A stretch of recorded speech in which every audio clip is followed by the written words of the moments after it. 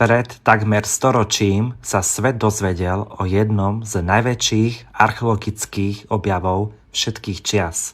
Hrobke egyptského faraóna Tutanchamona. Ale spolu s jeho pokladmi prišla aj legenda, ktorá rozprúdila fantáziu tisícov. Tutanchamonova kliatba. Čo sa skrýva za tajomnou smrťou tých, ktorí vstúpili do jeho hrobky?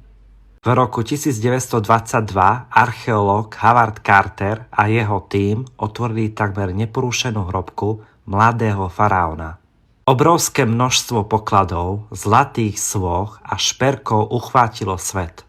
Len pár týždňov po otvorení hrobky však zrazu prišla správa, ktorá šokovala všetkých. Lord Carnarvon, sponzor výpravy, zomrel po uštipnutí komárom. Nemohla to byť len obyčajná náhoda? Odtiaľto sa začala šíriť legenda o kliatbe faraóna, ktorá má trestať každého, kto naruší posvätný pokoj kráľa. Niekoľko ľudí z Carterovho tímu zomrelo krátko po otvorení hrobky, väčšinou pod zvláštnymi okolnostiami. Choroby, nehody, dokonca záhadné infekcie. Noviny po celom svete písali o kliatbe faraóna. Niektorí vedci tvrdili, že to bola len séria smutných náhod, iní videli vo všetkom nadprirodzenú ruku starovekých bohov.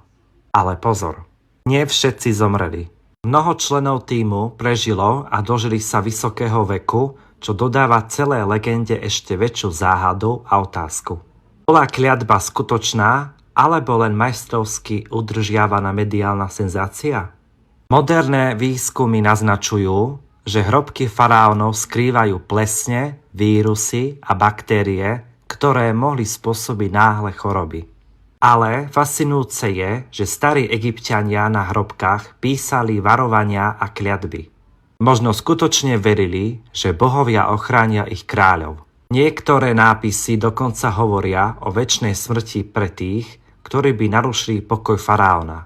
Je to preto, že faraón mal moc aj po smrti? Alebo jednoducho hrozba pre zlodejov a náhodných návštevníkov? Tutanchamonova kliatba zostáva jednou z najznámejších a najzáhadnejších legend starovekého Egypta. Pravda o nej možno nikdy nevyjde najavo. Čo si myslíte vy? Bola to skutočná kliatba alebo len séria náhod, ktoré svet premenil na legendu?